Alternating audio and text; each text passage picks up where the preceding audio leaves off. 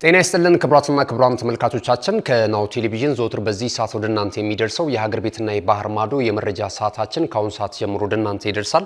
እስከ መረጃዎቻችን ፍጻሜ ድረስ አብራችሁ እንድትቆዩ እንጋብዛችኋለን። ለዛሬም ዕለተ ማክሰኞ ሚያዝያ 21 2017 ዓ.ም የተለያዩ መረጃዎችን ይዘናል። የሀገር ቤት ስፖርታዊ መረጃዎችን በቀዳሚነት ወደ እናንተ የምናደርስ ነው የሚሆነው። የኢትዮጵያ ሴቶች ፕሪሚየር ሊግ የ24ኛ ሳምንት መርሃ ግብር ጨዋታዎች እንደዚሁ ቀጥለው በመከናወን ላይ ይገኛሉ። አስቀድሞ ትላንት በተደረጉ ጨዋታዎች እንግዲህ የሊጉ መሪ ክለብ ኢትዮጵያ ንግድ ባንክ ከባህር ዳር ከተማ ጋር ያደረጉት ጨዋታ አንዳቻ በሆነ ውጤት ተጠናቋል። እንግዲህ በዘንድሮ ዓመት ምናልባት ሻምፒዮናውን ክለብ ኢትዮጵያ ንግድ ባንክን ከፈተኑና ነጥብ ካስጣሉ ወይም ካሸነፉ ጥቂት ክለቦች መካከል አንደኛው ባህር ዳር ከተማ ሆኗል ማለት ነው። በዘንድሮ ዓመት ወደ ኢትዮጵያ ሴቶች ፕሪሚየር ሊግ ማደጋቸው የሚታወስ ነው። ጥሩ እንቅስቃሴ እያደረጉ ይገኛሉ። ከቂርቆስ ክፍለ ከተማ በተሻለ ማለት ይቻላል። ምክንያቱም ሁለቱም በዘንድሮ ዓመት ነበር ወደ ኢትዮጵያ ሴቶች ፕሪሚየር ሊግ ያደጉት ማለት ነው። ቂርቆስ ክፍለ ከተማ ያው ወራጅ ቀጠና ስፍራ ላይ ነው የሚገኘው። ብዙ መጠናከር ያለበት ክለብ መሆኑን ይሰማናል። ባህር ዳር ከተማ ግን በአንጻራዊነት የተሻለ ግስጋሴን በማድረግ ላይ ይገኛል። ምናልባትም ዘንድሮ እንግዲህ ወደ ፕሪሚየር ሊጉ እንደመምጣቱ በቀጣይ በፕሪሚየር ሊግ ውስጥ የመቆየት እድሉ አሁን ላይ የበለጠ የሰፋ እንደሆነ እየተመለከትን እንገኛለን። ትላንት አንዳቻ በሆነ ውጤት በተጠናቀቀው ጨዋታ ላይ ለኢትዮጵያ ንግድ ባንክ አስቀድሞ ባህር ዳር ከተማ ነበር ጎል ያስቆጠረው። ፍቅርተ ካሳ ባስቆጠረችው ጎል መሪ መሆን ችለው ነበረ እንስቶቹ የጣና ሞገዶች። ከዛ በኋላ 46ኛው ደቂቃ ላይ ደግሞ ረዴት አስረሳኝ ኢትዮጵያ ንግድ ባንክን ወደ አቻ ውጤት የመለሰችበትን ውጤት ማስመዝገብ ችላለች ማለት ነው። ኢትዮጵያ ንግድ ባንክ አሁንም የደረጃ ሰንጠረዡን በቀዳሚነት እየመራ ይገኛል።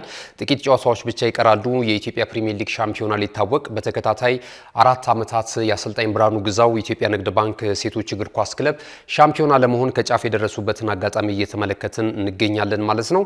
ሌሎችም ጨዋታዎች ተደርገዋል። ድሬዳዋ ከተማን ከኢትዮ ኤሌክትሪክ ያገናኘው ጨዋታ በብርቱካናማዎቹ ድሬዳዋ ከተማዎች 2-1 አሸናፊነት ፍጻሜውን አግኝቷል። ፋሲካ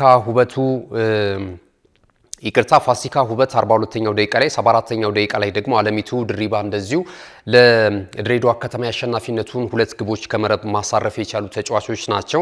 ኢትዮ ኤሌክትሪክን ከሽንፈት ያልዳደገች ብቸኛዋን ጎል ከመረብ ማሳረፍ የቻለችው ማህሌት ምትኩ ናት።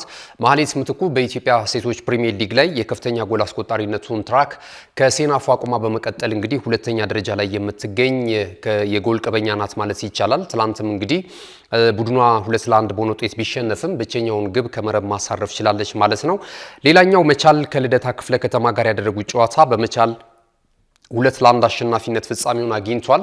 ትዕግስት ወርቁ 2 ግቦችን ከመረብ አሳርፋለች 51ኛው እና 93ኛው ደቂቃ ላይ ማለት ነው። ለልደታ ክፍለ ከተማ ብቸኛውን ግብ ዮርዳኖስ በረሄ እንደዚሁ 69ኛው ደቂቃ ላይ ኳስና መረብን ማገናኘት ችላለች ማለት ነው። የአንደኛ ሊግ የማጠቃለያ ውድድር እንደዚሁ በአዲስ አበባ ስቴዲየም እና እንደዚሁ ደግሞ በሰበታ ስቴዲየም እየተከናወነ ይገኛል። 8 ክለቦች እየተካፈሉበት ይገኛሉ። በቀጣይ እንግዲህ ወደ ኢትዮጵያ ከፍተኛ ሊግ ለማደግ የሚደረገው እንቅስቃሴ ከፍተኛ ፍክክር እየተመለከትንበት እንገኛለን። ትላንት የተደረጉ ጨዋታዎች አሉ። እስከ ግንቦት 3 ድረስም ይህ ውድድር ይቀጥላል።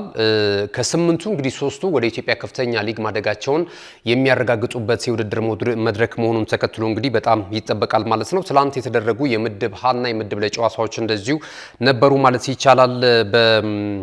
በዚህ መሰረት ባቱ ከተማ ከንፋስ ስልክ ላፍቶ ክፍለ ከተማ ጋር ያደረጉት ጨዋታ በባቱ ከተማ 1-0 በሆነ ውጤት አሸናፊነት ተጠናቋል። ሀሚር ቸርነት 5ኛው ደቂቃ ላይ ጎል አስቆጥሯል። ባቱ ከተማም ከጨዋታው ሙሉ 3 ነጥብ እንዲያሳካ ያስቻለበትን ውጤት ነው ማስመዝገብ የቻለው። ሌላኛው እንግዲህ በዚህ በምድብ ለ ከተደረጉ ጨዋታዎች መካከል ሀረር ከተማን ከአቃቂ ክፍለ ከተማ ጋር ያገናኘው ጨዋታ በሀረር ከተማ 1-0 አሸናፊነት ፍጻሜውን አግኝቷል። 29ኛው ደቂቃ ላይ ኢሳቅ በላይ ብቸኛውን ግብ ለሐረር ከተማ ማስቆጠር ችሏል ማለት ነው። እነዚህ በትላንቱ ጨዋታ ላይ ድል የቀናቸው ሁለቱ ቡድኖች በቀጣይ በኢትዮጵያ ከፍተኛ ሊግ እንግዲህ ለማደግ የበለጠ እድላቸውን ያሰፋሉ ተብሎ ነው የሚጠበቀው።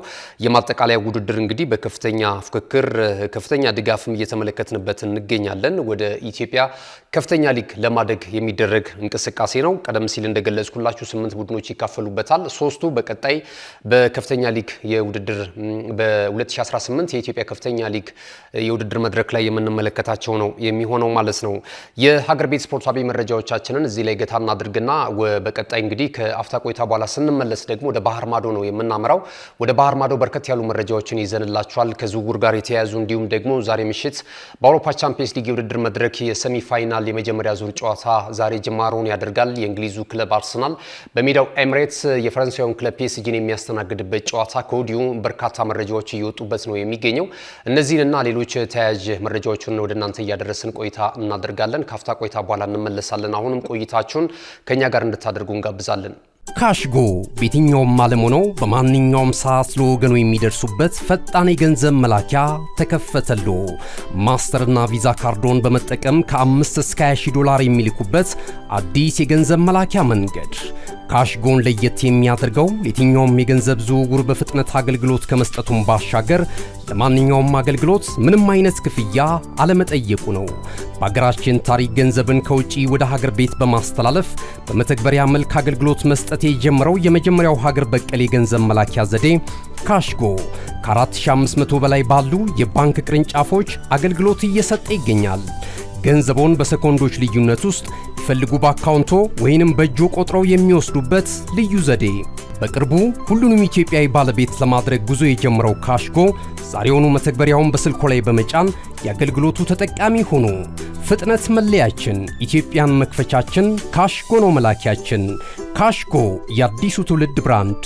ተመልሰናል። ክቡራትና ክቡራን ተመልካቾቻችን ናሁ ቴሌቪዥን ላይ ናሁ ስፖርትን ዕለታዊ የመረጃ ሰዓታችንን በመከታተል ላይ ትገኛላችሁ። አብራችሁን ስላላችሁ በጣም እናመሰግናለን። ቀደም ሲል የሀገር ቤት ስፖርታዊ መረጃዎችን ወደ እናንተ አድርሰናል። ከዚህ ሰዓት ጀምረን ደግሞ ከባህር ማዶ የተለያዩ የብሬ ምንጮች የተገኙትን መረጃዎች ነው ወደ እናንተ የምናደርሰው። ትላንት በጣሊያን ሴሪያ የ34ኛ ሳምንት መርሃ ግብር ቀሪ ጨዋታዎች እንደዚሁ ተከናውነዋል። 3 ጨዋታዎች ናቸው የተደረጉት። ምሽት 1 ሰዓት ላይ ጀምረው የተደረጉ ጨዋታዎች አሉ። ላዚዮን ከፓርማ ያገናኘው ጨዋታ 2-2 በሆነ ውጤት ተጠናቋል። ፓርማ አስቀድሞ ጎል ተቆጥሮበት እንግዲህ ሲመራ ነበረ እንደተመለከትነው ማለት ነው። 2-2 በሆነ ውጤት ይመራ ነበረ። ነገር ግን ከረፍት መልስ በጥሩ እንቅስቃሴ ውጤቱን የቀለበሱበትና ቢያንስ ከጨዋታው 1 ነጥብ ይዞ የወጡበትን አጋጣሚ ተመልክተናል። ፔድሮ 79ኛውና 84ኛው ደቂቃ ላይ ላዚዮን ወደ አቻ ውጤት የመለሰ ግቦችን ከመረብ ማሳረፍ ችሏል። በትላንቱ እንቅስቃሴ እንግዲህ ለሁለቱም ቡድኖች ያቻነቱን 2 ግቦችን ከመረብ ያሳረፉት አንዳንድ ተጫዋቾች ናቸው። ሌላኛውን እንግዲህ የፓርማን 2 ግቦች ደግሞ ሆንድሪ ጄካ ነው ጎል ማስቆጠር የቻለው 3ኛውና 46ኛው ደቂቃ ላይ 2 ግቦችን ከመረብ በማሳረፍ ፓርማ ከሜዳው ውጪ ወደ ላዚዮ አምርቶ 1 ነጥብ ይዞ እንዲመለስ አስችሎታል ማለት ነው። ሌሎች ጨዋታዎችም ተደርጓል። ይህ ጨዋታ ግን በጣም ወሳኝ ነበር። ላዚዮ እንግዲህ በቀጣይ ዓመት በአውሮፓ የውድድር መድረክ ላይ ተሳትፎ ስፍራን ይዞ ለማግኘት ማለት ነው። ትላንት ጨዋታውን ድል አድርጎ ቢሆን ነጥቡን ማሻሻል የሚችልበትን አጋጣሚ ነበር። አሁን 7ኛ ደረጃ ላይ ነው የሚገኘው በሊጉ የደረጃ ሰንጠረዥ ማለት ነውና ይህንን ማድረግ አልቻሉም። ሌሎች ጨዋታዎች ተደርገዋል። ቬሮናን ከካግላሪ ያገናኘው ጨዋታ በቬሮና ስቴዲየም ነበር የተደረገው። ነገር ግን ይህን ጨዋታ ካግላሪ ነው ከሜዳው ውጪ 2-2 በሆነ ውጤት በማሸነፍ ወሳኙን 3 ነጥብ ይዞ መመለስ የቻለው ማለት ነው። ካግላሪን አሸናፊ ያደረጉን 2ቱን ግቦች ከመረቡ ያሳረፉትን ተጫዋቾች ስንመለከት 30ኛው ደቂቃ ላይ ፓቮሌቲ ጎል አስቆጥሮ መሪ ያደርጓቸዋል። ከዛ በኋላም እንደዚሁም ዴዮላ 93ኛው ደቂቃ ላይ ተጨማሪ ሁለተኛ ግብ አስቆጥሮ ጨዋታው 2-2 በሆነ ውጤት በካግላሪ አሸናፊነት እንዲጠናቀቅ አስችሏል ማለት ነው። ዩዲኒዜን ከቦሎኛ ምሽት 1 ሰዓት ላይ የተደረገው ጨዋታ ግብ ሳይቆጠርበት 0-0 በሆናቸው ውጤት ተጠናቋል። በዚህ ጨዋታ ላይ አስቀድሞ ቅድመ ግምት ተሰጥቶት የነበረው ቦሎኛ ነበረ ጨዋታውን ያሸንፋል ተብሎ ማለት ነው። ቦሎኛ አሁን በጣሊያን ሴሪያ እንግዲህ 61 ነጥቦችን ይዞ 5ኛ ደረጃ ላይ ነው የሚገኘው። የበለጠ ትላንት ድል አድርጎ ቢሆን የ4ኛነት ደረጃውን የበለጠ የሚያስጠብቅ በትን አጋጣሚ መፍጠር ይችል ነበር። ነጥቡንም 63 ማድረስ ይችል ነበረ። ነገር ግን ትላንትና እንግዲህ ጎል ማስቆጠር ሳይችል ቀርቷል ማለት ነው። 0-0 በሆነ አቻ ውጤት የሁለቱ ቡድኖች ጨዋታ ተጠናቋል። የሊጉን የደረጃ ሰንጠረዥ ስንመለከት ናፖሊ በሳምንቱ መጨረሻ ድል ማድረጉን እናስታውሳለን። 74 ነጥቦችን ሰብስቦ የስኩዴቶውን የዋንጫ ክብር ለማሳካት እንግዲህ እየገሰገሰ ነው የሚገኘው የአሰልጣኝ አንቶኒዮ ኮንቴው ቡድን ማለት ነው በ74 ነጥቦች። ኢንተር በሳምንቱ መጨረሻ በተቃራኒው ሽንፈት ማስተናገዱን ተከትሎ በሮማ 71 ነጥቦችን ይዞ ሁለተኛ ደረጃ ላይ ተቀምጧል። አታላንታ በ65 ነጥብ ሶስተኛ ደረጃ ላይ ይገኛል። ዩቬንቱስ፣ ቦሎኛ፣ ሮማ እና ላዚዮ ተከታዩን ደረጃ ይዘውታል። ወራጅ ቀጠና ስፍራውን ስንመለከት ቬኔዚያ፣ ኢምፖሊ እና ሞንዛ እንደዚሁ ከሴሪያው ሊሰናበቱ እንግዲህ የጊዜያቶችን እየጠበቁ ያሉ ክለቦች ናቸው። በእርግጥ እድል አላቸው። በቀጣይ በሚከናወኑ አራት መርሃ ግብሮች ላይ የተሻለ ነገር ማምጣት ከቻሉ በሴሪያው የሚቆዩበት አጋጣሚ ሊፈጠር ይችላል። ቢያንስ ቬኔዚያ እና ኢምፖሊ ማለት ነው። ምናልባት እንግዲህ በቀጣይ የምንመለከተው ነው የሚሆነው።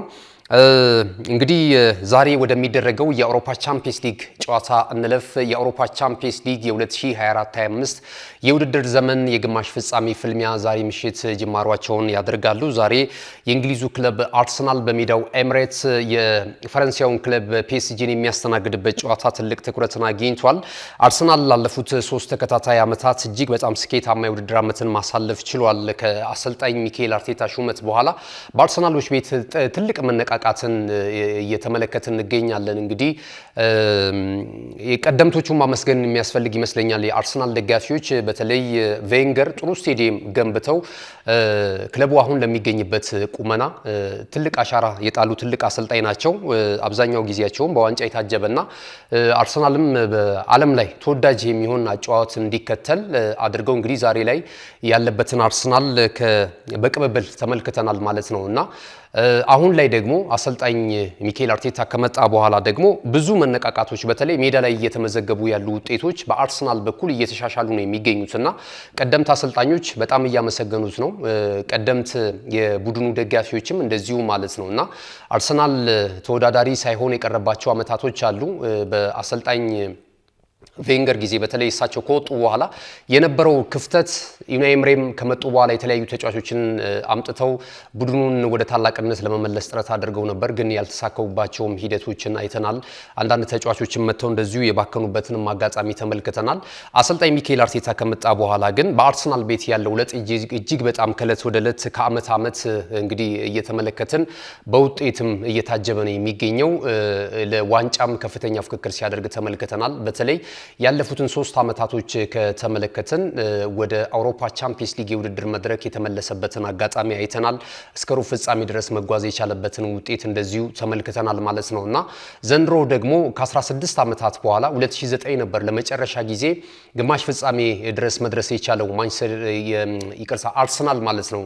ያኔ እንግዲህ 2009 ላይ እናስታውሳለን። በግማሽ ፍጻሜ በማንቸስተር ዩናይትድ በደርሶ መልስ 4-1 በሆነ ውጤት ተሸንፎ ወደ ዋንጫው ሽማያ ሳያልፍ የቀረበትን ውጤቱን ማስተዋወስ እንችላለን። አርሰናል እንግዲህ በቻምፒየንስ ሊግ የውድድር መድረክም በጣም ደካማ ታሪክ ነው ያለው። አንድ ጊዜ ነው 2006 ላይ በቬንገር እየተመራ ለፍጻሜ የቀረበበትና በስፔኑ ክለብ ባርሴሎና 2-1 በሆነ ውጤት ተሸንፎ የመድረኩን የዋንጫ ክብር ለመጀመሪያ ጊዜ ያሳካበታል የተባለውም ህልም የመከነበት የዚያን ጊዜ እንደነበረ እናስታውሳለንና ዘንድሮ ግን በአሰልጣኝ ሚካኤል አርቴታ እየተመራ በጣም ጠንካራ ጉዞውን እያደረገ ይገኛል። ለዚህ ምስክር የሚሆነው እንግዲህ በሩብ ፍጻሜው ጨዋታ የስፔኑን ክለብ ሪያል ማድሪድን 5-1 በሆነ ውጤት የትኛውም ክለብ ያልሞከረውን ክለብ ነው ማሳካት የቻሉት መድፈኞቹና አሁን ላይ እንግዲህ እስከ መጨረሻው ድረስ ፋይናሊስት ሊሆኑ እንደሚችሉ ዋንጫውንም ሊያነሱ እንደሚችሉ ብዙ አመላካች ነገሮች ቁጥሮችን እያስደገፉ የተለያዩ ተንታኞች እንግዲህ አርሰናልን የሚደግፍ ነገር ለአርሰናል የበለጠ ቅድሚያ የሚሰጡ ቁጥሮችን እንደዚሁ እያነሱ ግምታቸውን እያስቀመጡ ነው የሚገኙትና በዛሬውም ጨዋታ ላይ እንግዲህ ፒኤስጂን በሚገጥሙበት እንቅስቃሴ ላይ የተሻለ እድልና የተሻለ ግምት ተሰጥቷቸዋል። አስቀድሞ እንግዲህ በመጀመሪያው የሊግ ፌስ ላይ እነዚህ ሁለት ቡድኖች ተገናኝተው አርሰናል 2-0 በሆነ ውጤት በኤምሬትስ ያደረገውን ጨዋታ በአሸናፊነት ማጠናቀቁ የሚታወስ ነውና የዛሬ ምሽቱንም ጨዋታ እንግዲህ ከዚህ በመነሳት ያሸንፋል የሚል ግምት ተሰጥቶታል ማለት ነው። ያው የመልስ ጨዋታ እንዳለው ይታወቃል። በፓርክ ዴ ፕሪንስ ደግሞ ከሳምንት በኋላ እንደዚሁ ጨዋታቸውን የሚያከናውን ይሆናል። የዛሬው ጨዋታ ግን ምሽት 4 ሰዓት ላይ ይከናወናልና በርካታ የእግር ኳሱ አፍቃሪያን በዓለም ዳርቻ የሚገኙ ቻምፒየንስ ሊጉን የሚከታተሉ እግር ኳሱን የሚወዱ ሁሉ እንግዲህ በከፍተኛ ጉጉት እየጠበቁት ይገኛሉ። የዛሬውንም ጨዋታ ያሸንፋል የሚል ግምት እየተሰጣቸው ነው የሚገኘው አርሰናሎች ማለት ነው። አርሰናል እንግዲህ በሊጉ ሁለተኛ ደረጃ ላይ ነው የሚገኘው። እንደምናውቀው ተከታታይ ጨዋታዎች ላይ ድል ማድረግ አልቻለም። በእርግጥ አሁን የ2024-25 የእንግሊዝ ፕሪሚየር ሊግ ሻምፒዮና ክለብ ታውቋል። ሊቨርፑል 4 መርሃ ግብሮች እየቀሩት በሳምንቱ መጨረሻ ቀናት እንግዲህ ቶተንሃም ሆትስፐርስን 5-1 በሆነ ውጤት በማሸነፍ የመድረኩን የዋንጫ ክብር ወይም የሊጉን የዋንጫ ክብር ማሳካታቸውን እንደዚሁ እናስታውሳለንና አሁን የቻምፒየንስ ሊግ ስፍራን ይዞ ለማጠናቀቅ የሚደረግ ሂደት ብቻ ነው ያለው። ትልቁ ትኩረታቸው መድፈኞቹ እንግዲህ የዚህ የቻምፒየንስ ሊግ የውድድር መድረክ ነው ማለት ነው። ይህም እየተሳካላቸው ነው የሚገኘው። እንግዲህ ትላንትና ከጨዋታው አስቀድሞ የተለያዩ ሀሳቦች ተነስተዋል። ከጋዜጠኞች ጋር በነበረው ቆይታ አሰልጣኝ ሚካኤል አርቴታ ጨዋታውን አስመልክቶ ሀሳብ አስተያየቱን ገልጿል። በተለይ ለደጋፊዎች ትልቅ መልእክት አስተላልፏል።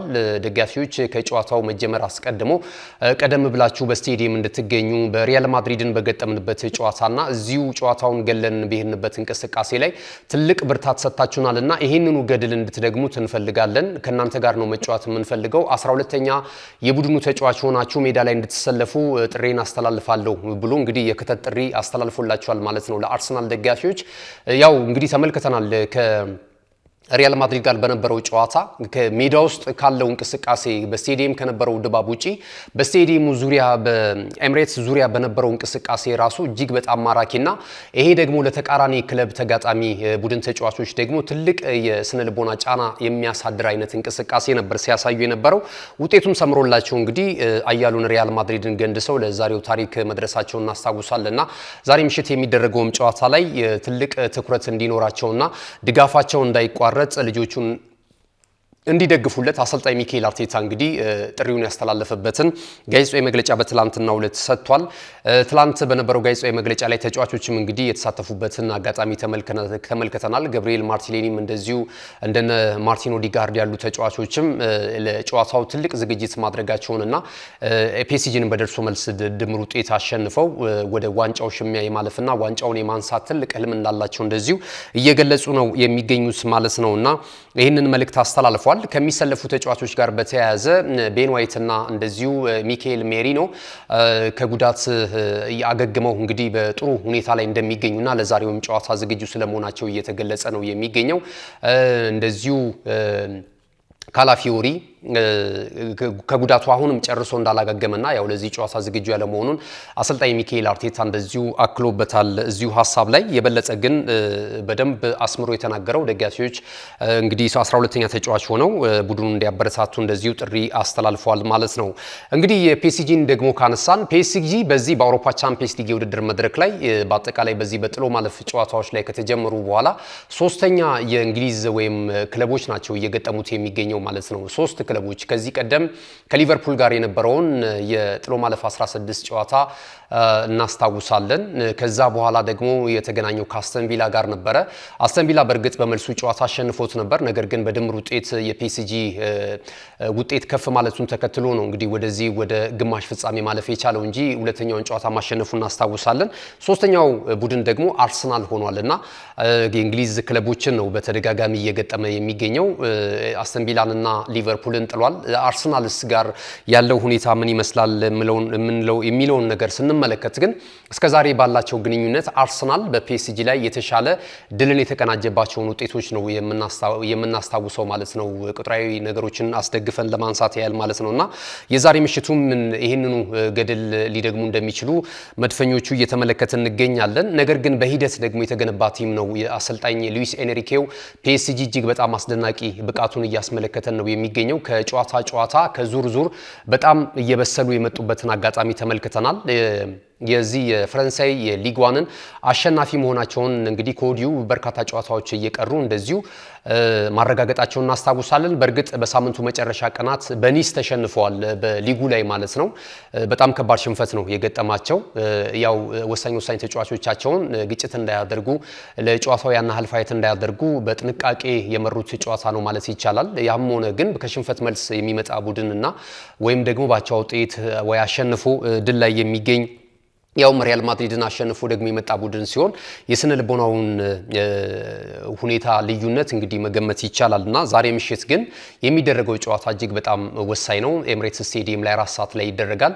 እንግዲህ ክቡራን ተመልካቾቻችንም ይህንን ጨዋታ እንግዲህ ጊዜ ካላችሁና አጋጣሚው ካላችሁ ብትመለከቱት እጅግ በጣም የማያስቆጭ እንቅስቃሴ ይታይበታል እየተባለ ብዙዎች የእግር ኳሱ ሊቃን ማረጋገጫ ከወዲሁ እየሰጡበት የሚገኝ ጨዋታ ነው። እንግዲህ ዛሬ ምሽት በኤምሬትስ ስቴዲየም አርሰናልን ከፒኤስጂ የሚያገናኘው የቻምፒየንስ ሊግ የሰሚ ፋይናል የመጀመሪያ ዙር ጨዋታ እንደዚሁ ይጠበቃል ማለት ነው።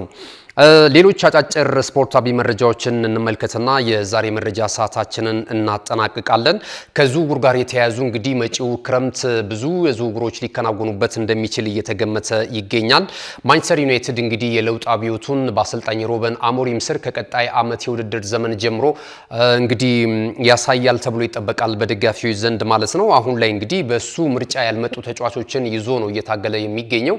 በቀጣይ ግን በስፖርቲንግ ሊዝበን ቤት የነበረውን ብቃት በዩናይትድ በእንግሊዝ ፕሪሚየር ሊግ ፍጥነትን፣ ጉልበትን፣ ብዙ አምሮን ብስለትን በሚጠይቀው ሊግ ላይ ያሳያል ወይ ይህንን አቅሙን መድገም ይችላል ወይ የሚለው ነገር እንግዲህ የሚረጋገጥበት ነው ቀጣይ ዓመት። ከዛ በኋላ ምናልባት ላይ ታገሱት የሚችሉበትም አጋጣሚ እንዳለ እንደዚሁ ደጋፊዎች ከወዲሁ እያጉረመረሙ ነው የሚገኙት። ነገር ግን ተጫዋቾች ደግሞ ራሱ ለአጫዋቱ የሚጠቅሙትን ተጫዋቾች ደግሞ እንዲያመጣ እድል እንዲታይ እንደዚሁ ፍላጎት እንዳላቸው እየገለጹ ነው የሚገኙትና ከወዲሁ አሰልጣኝ ሮበን አሞሪም ከተለያዩ ተጫዋቾች ጋር እንደዚሁ ንግግር ስለመጀመሩና የተለያዩ ተጫዋቾች ወደ ቡድኑ እንዲመጡለት ለክለቡ አመራሮች እንደዚሁ ሪፖርት እያቀረበ ነው፣ ጥያቄ እያቀረበ ነው የሚገኘው።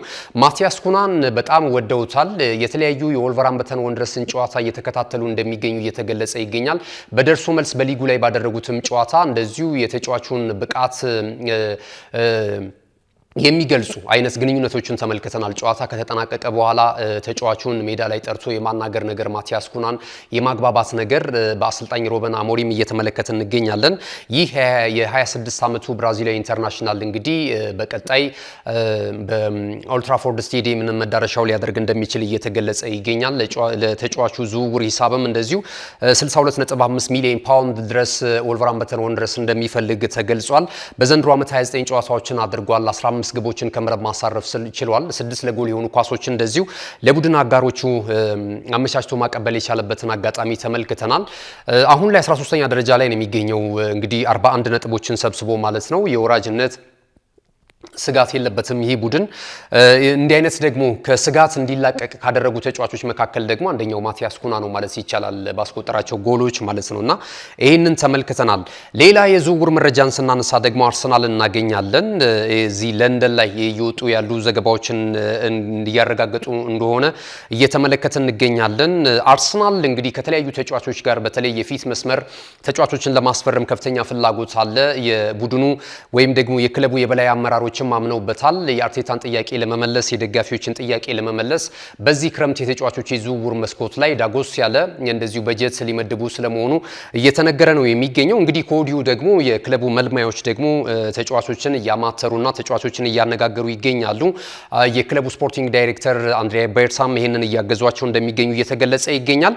እንግዲህ እንደሚወጡት መረጃዎች ከሆነ ከአርሰናል እያማተራቸውና እያማረጠ ከሚገኙ ተጫዋቾች መካከል አሁን ደግሞ ክሪስቶፈር ንኩንኩ የቼልሲውን ተጫዋች ለማስፈረም እንደዚሁ ፍላጎት እንዳለው እየተገለጸ ይገኛል። 27 ዓመቱ ላይ ይገኛል። እንግዲህ ከዚህ ቀደም የበለጠ ብቃቱን የምናውቀው በጀርመኑ ክለብ አርቢ ላይፕዚግ በነበረው ቆይታ ነበረ።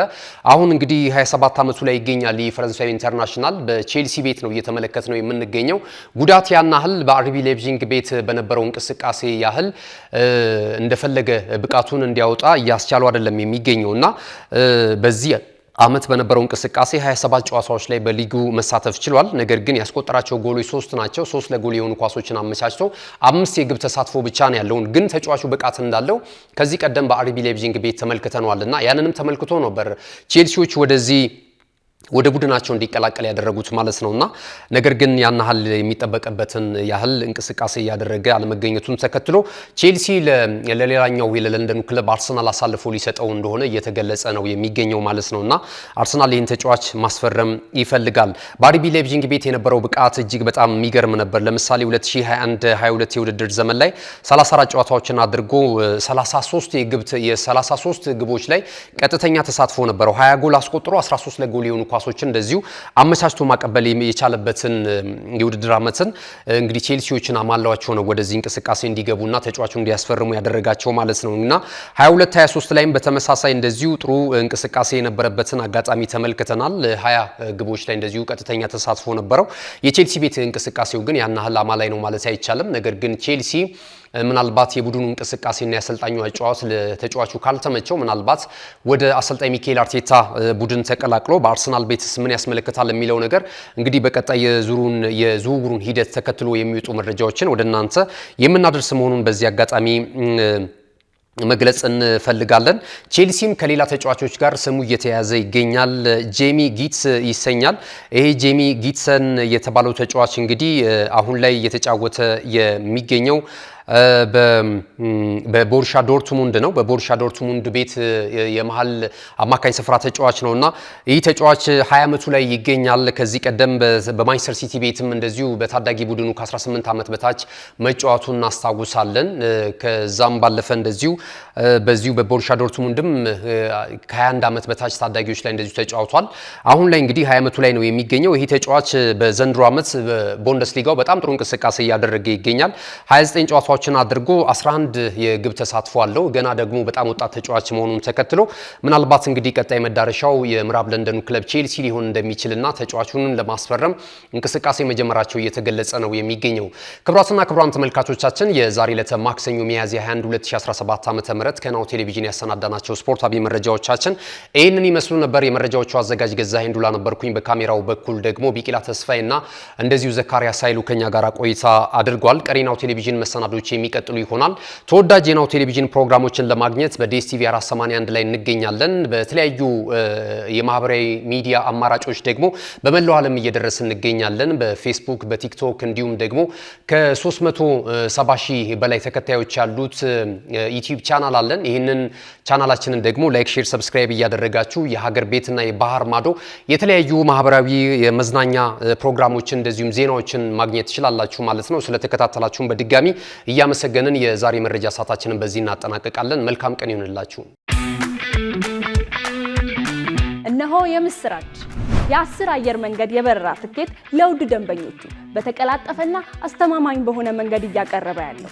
በዚህም በደንበኞቹ የተመሰገነው ጉዞጎ አሁን ደግሞ ተደራሽነቱን በማስፋት ተጨማሪ ባንኮችን በማካተት ለውድ ደንበኞቹ የበለጠ አስተማማኝ ለመሆን ችሏል።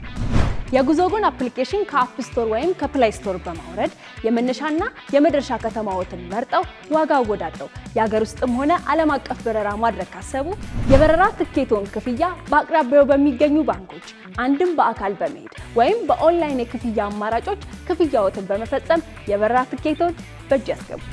ከዚህም በተጨማሪ እንደ ሁል ጊዜው ወደ ጉዞጎ የጥሪ ማዕከላችን 7473 በመደወል ከሙሉ የበረራ መረጃ ጋር የ24 ሰዓት የትኬት አገልግሎት ማግኘት እንደሚችሉ ስናበስሮ በታላቅ ደስታ ነው። ለበረራዎ ጉዞጎ!